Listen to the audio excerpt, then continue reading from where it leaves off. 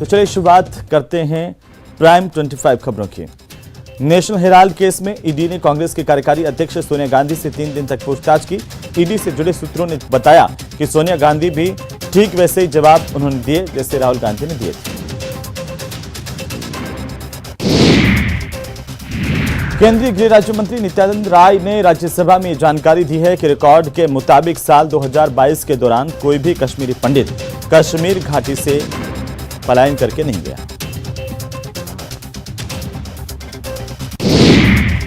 पश्चिम बंगाल से बीजेपी के नेता मिथुन चक्रवर्ती ने टीएमसी के 38 विधायकों का बीजेपी के संपर्क में होने की बात कही है। उन्होंने कहा कि इनमें से 21 विधायक सीधे उनके संपर्क में हैं। बीजेपी नेता मिथुन चक्रवर्ती के टीएमसी विधायकों के बीजेपी से संपर्क होने के जानकारी देने के बाद टीएमसी ने इस पर पलटवार किया। टीएमसी सांसद शांतनु ने इसे बकवास बताकर खारिज कर दिया। उन्होंने कहा कि मिथुन मानसिक रूप से बीमार है। वीएचपी के दिल्ली ऑफिस में घुसकर के दफ्तर को बम से उड़ाने की धमकी देने के आरोपी को आखिरकार दिल्ली पुलिस ने गिरफ्तार कर लिया। आरोपी राम कुमार उर्फ प्रिंस पांडे ने सिर्फ ध्यान खींचने के लिए धमकी दी थी, ये जानकारी सामने आई है।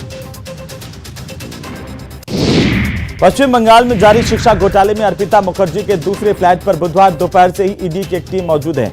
जांच की जा रही है। एक बार फिर उनके घर पर बड़ी संख्या में पैसे मिले हैं।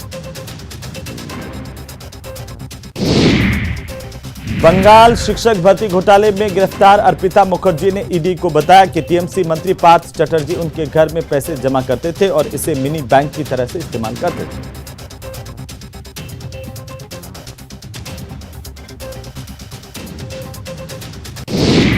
स्वतंत्र देव सिंह ने उत्तर प्रदेश बीजेपी अध्यक्ष पद से इस्तीफा दे दिया है। सूत्रों के मुताबिक स्वतंत्र देव सिंह का अध्यक्ष पद का कार्यकाल 16 जुलाई को खत्म हो गया है, इसीलिए उन्होंने राष्ट्रीय अध्यक्ष जेपी नड्डा को अपना इस्तीफा भेजा। तो भारतीय जनता पार्टी के नेता नंदकिशोर गर्ग की सत्येंद्र जैन को मंत्री पद से हटाए जाने संबंधी याचिका पर फैसला देते हुए हाईकोर्ट ने कहा है कि सीएम तय करें कि क्या आपराधिक बैकग्राउंड के किसी शख्स को मंत्री पद पर रहने की अनुमति दी जा सकती है। रेलवे में नौकरी के नाम पर तत्कालीन रेल मंत्री लालू यादव की बेटी को जमीन देने के मामले में सीबीआई ने गोपालगंज निवासी रेलकर्मी हृदयानंद चौधरी को गिरफ्तार किया है और कोर्ट में इसे पेश किया गया। कोर्ट ने 2 अगस्त तक के लिए सीबीआई की हिरासत में इसे भेज दिया है। अमरनाथ गुफा के पास फिर से बादल फटने की जानकारी है। हालांकि हालात फिलहाल काबू में बताए जा रहे हैं।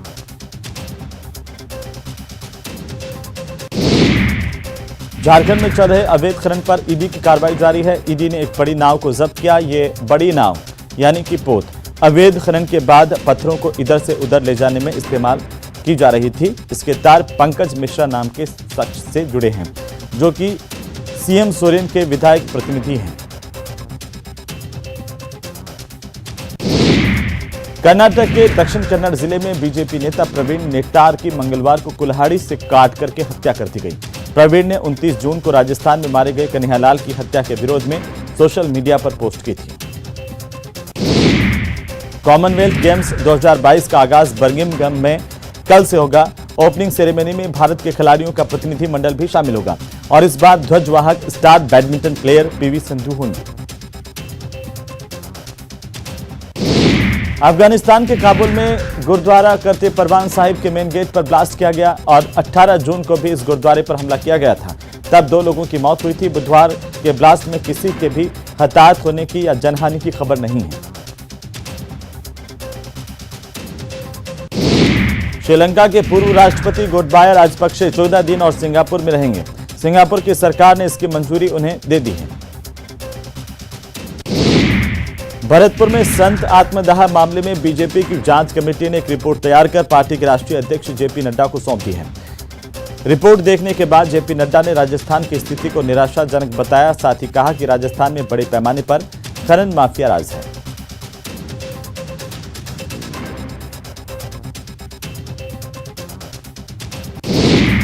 कांग्रेस नेत्री और समाज कल्याण बोर्ड के अध्यक्ष डॉक्टर अर्चना शर्मा ने कहा कि चूंकि कमेटी बीजेपी की है, लिहाजा वो उनके पक्ष में तो रिपोर्ट देगी नहीं। पीसीसी में जनसुनवाई के दौरान भीलवाड़ा के शाहपुरा के पार्षदों का हंगामा देखने को मिला। पार्षद ईओ की शिकायत करने के लिए पीसीसी दफ्तर गए थे और इस दौरान सेवादल के कार्यकर्ताओं ने उन्हें गेट पर रोक दिया, जिससे गहमागहमी हो गई और हंगामा हुआ। भारत पाकिस्तान अंतर्राष्ट्रीय सीमा पर स्थित श्रीगंगानगर जिले के घड़साना सेक्टर के रावला मंडी थाना इलाके में देर रात को अंतर्राष्ट्रीय सीमा क्षेत्र में पाकिस्तानी ड्रोन की हलचल देखी गई।